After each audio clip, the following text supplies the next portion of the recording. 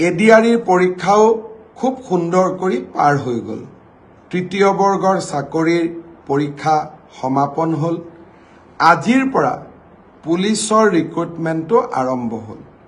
মোক ৰাতিপুৱা ডিজিপি মহোদয়ে জনাইছে যে পুলিচৰ ৰিক্ৰুটমেণ্টৰো যি দৌৰৰ ফিজিকেল টেষ্ট বা দৌৰ আদি কৰিব লাগে তাৰ আৰম্ভণি আজিৰ পৰা আৰম্ভণি হৈছে আৰু নিৰ্দিষ্ট সময়ৰ ভিতৰত তেওঁলোকে এই কাম সমাপন কৰিব।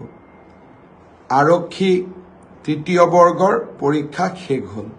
অহা 29 অক্টোবৰত আমি চতুৰ্থ বৰ্গৰ পৰীক্ষাসমূহ আৰম্ভ কৰিম আৰু তাৰ পিছত লাহেকৈ শিক্ষক নিযুক্তিৰ প্ৰক্ৰিয়াও আৰম্ভ হ'ব। মই এডিআৰিৰ তৃতীয় বৰ্গৰ পৰীক্ষা ইমান সুন্দৰকৈ সফল হ'ল তাৰ বাবে এডিআৰিৰ পৰীক্ষাৰ লগত জড়িত আটাইকে মই ধন্যবাদ আৰু কৃতজ্ঞতা জনাইছোঁ।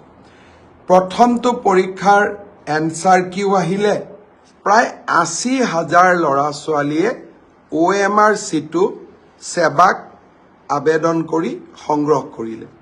প্ৰথম পৰীক্ষাৰ OMR চিট যদি আপোনালোকে বিচাৰে সেৱাক আপোনালোকে আবেদন কৰিলে এদিনৰ ভিতৰতে এই OMR সমূহ আপোনালোকে পাব পাৰিব। এতিয়া মোক বহুতে প্ৰশ্ন কৰিছে যে দ্বিতীয়টো পৰীক্ষাৰ এনসাৰ কি কেতিয়া আপলোড কৰা হ'ব।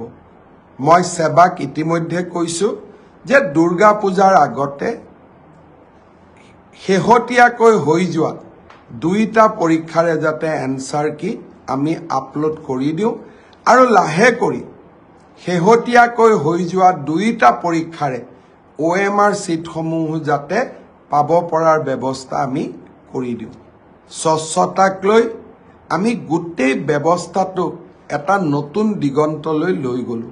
মই ভাবোঁ ইয়াৰ পিছত অসমে আৰু কেতিয়াও নিযুক্তিৰ স্বচ্ছতাক লৈ খেলা কৰিব নোৱাৰিব। অসমত আৰু কোনো ৰাকেশ পালৰ জন্ম নহ'ব।